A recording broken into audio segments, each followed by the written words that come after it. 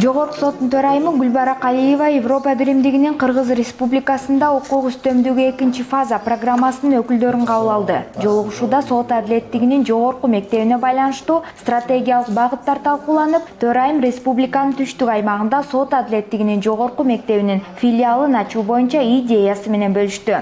Гүлбара Калиева судьяларды онлайн окутуу маселесине басым жасоо зарылчылыгын белгиледи. Ошондой эле видеоконференция аркылуу окууларды жана тренингтерди аралыктан өткөрүү керек экендигин айтты. Мындан тышкары 2-инстанциядагы сотторго автоматташтырылган маалыматтык системаны киргизүү боюнча дагы маселелер талкууланды. Бул системаны ушул жылдын соңуна чейин киргизүү каралган. Белгилей кетсек, соттордун автоматташтырылган маалыматтык системасын киргизүү аракеттери 2017-жылы башталып, учурда ал 1-инстанциядагы 64 сотто ийгиликтүү иштеп жатат. Аталган системанын ишке киргизилишине Европа биримдигинин Кыргыз Республикасында укук үстөмдүгү 2-фаза программасы колдоо көрсөтүп келүүдө.